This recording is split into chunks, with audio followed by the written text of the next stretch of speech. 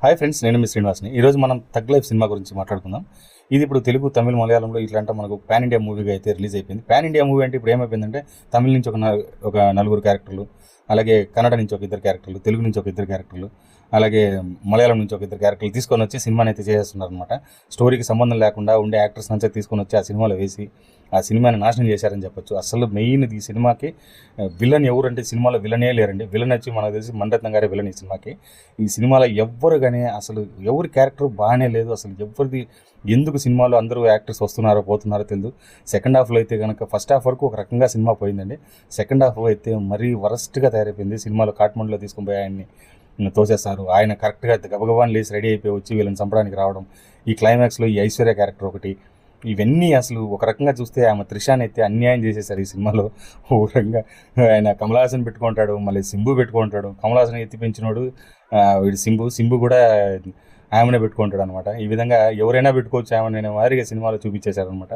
ఇట్లా వర్స్ట్గా అభిరామి క్యారెక్టర్ కూడా ఆమెని సీనియర్ తీసుకొని వచ్చారు, కానీ అంతగా ఆమెకు స్టోరీ ఇవ్వలేదని చెప్పొచ్చు. సినిమా అంతా పరిగెడుతూ ఉంటుంది, కానీ ఎక్కడే కానీ ఆ సినిమాలో ఒక రకంగా చూసుకుంటే కమల్ హాసన్, సింబు వీళ్ళ గురించి ఆ సినిమాని అయితే ఒకసారి పోయి చూడొచ్చు, కానీ స్టోరీ అయితే ఏం లేదండి. ఇక మీద నన్ను అడిగితే కనుక మణిరత్నం గారు సినిమా చేయడమే ఆపేయడం బెస్ట్. ఎందుకంటే ఆయనకి ఇంకా సినిమాలు చేయలేరు. ఎందుకంటే వీళ్ళు ఒకప్పట్లో దళపతి కానీ, ఒక రకంగా ముంబై కానీ, ఆశ కానీ ఇట్లా మంచి మంచి సినిమాలు చేశారు, కానీ అవన్నీ కూడా మళ్ళీ ఇప్పుడు రిలీజ్ చేసుకోండి, అది ఇంకా బెస్ట్. ఎవరైనా కొత్తకు మీరు కమల్ హాసన్ కానీ సింబుల్ కానీ వీళ్ళకైతే చెప్పేది ఏమంటే ఎవరైనా కొత్త డైరెక్టర్లకి ఛాన్స్ ఇవ్వండి. లోకేష్ కనకరాజు గారు ఎంత మంచి సినిమా ఇచ్చారు మీకు, అట్లాంటి వాళ్ళకి ఛాన్స్ ఇవ్వకుండా మణిరత్నం లాంటి వయసు అయిపోయిన డైరెక్టర్, అలాగే సినిమా కూడా వయసు అయిపోయినట్టే అనిపిస్తుంది.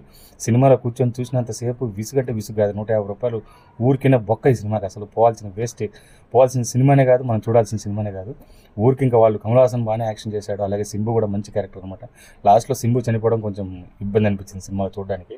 ఎందుకు ఎవరు చచ్చిపోతారో, ఎందుకు త్రిషాన్ని కూడా మధ్యలో చంపేశారు, ఏం సంబంధమే లేదు. వాళ్ళు ఎందుకు పోతున్నారు, వాళ్ళ స్టోరీకి అవసరమా, ఉండడం అవసరమా, పోవడం అవసరమా అనేది ఇవన్నీ కూడా మనం ఆ సినిమాలో చూసి విసిగెత్తి విరక్తి అయిపోయింది అనమాట.